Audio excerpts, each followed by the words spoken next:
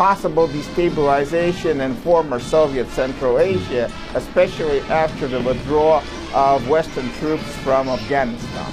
And so Russia is trying to a kind of twofold effort to first maintain nuclear deterrence, second build conventional forces that would be much more modern and capable of maintaining peace and stability and preventing destabilization and appearance of aggressive kind of Islamist radical regimes, say, especially in Central Asia. Well, you talk about anti-terror efforts. With the death of bin Laden, well, it seems that the anti-terror picture has been reset all over the world.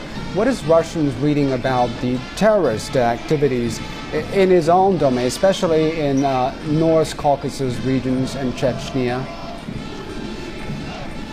Well, Russian authorities very much applauded the American success in eliminating Osama bin Laden. But of course, in the Northern Caucasus, though there are connections to some Al-Qaeda structures, this is increasingly and mostly an internal conflict. And it won't become better or worse with the passing of bin Laden. It's a low-level anti-terrorist, anti-guerrilla campaign. Well, it's sustainable. There are big efforts being put into trying to clarify the situation by investing money into socio-economic development of the region, hoping that that would stop the public support there in the North Caucasus, which actually exists, to the separatists and terrorists. This is more of a security right now than a direct military threat. And do you think Russia will continue to provide help for the United States in terms of traffic lanes to Afghanistan in return for the support from the U.S. for its own anti-terror efforts in North Caucasus?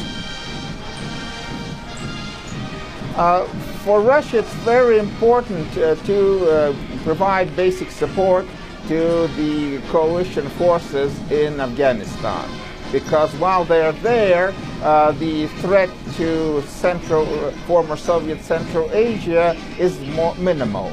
After they leave, the situation will change, and somewhere after 14-15, and Russia, of course, is trying to modernize its conventional forces.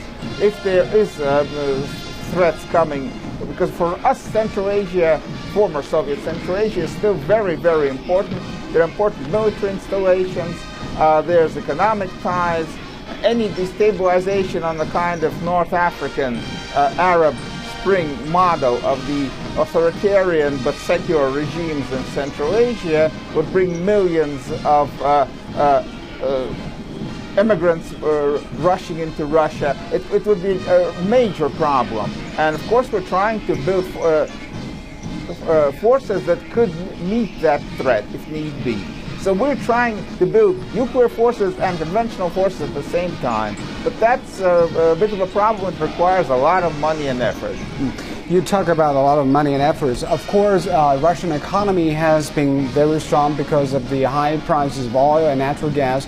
Do you think this will sustain the military buildup of Russia in the long time to come, considering maybe there will be fluctuations of energy prices?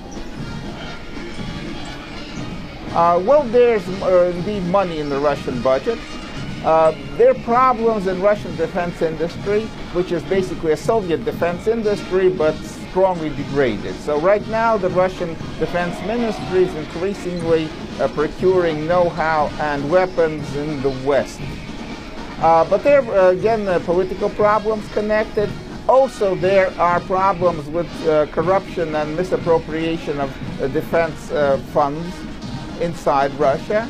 Of course, the Russian political leadership indeed wants this military reform to succeed, and of course they believe that Russia should have and must have a very capable military. But there are very serious problems that should be dealt with. And one last question, Mr. Fleckenhauer. We know it is tricky that Russia, how to manage its relations with its neighbors, especially there are some political changes in the neighboring countries in Kazakhstan and Ukraine. How do you think Russia will manage its relations with other former Soviet Union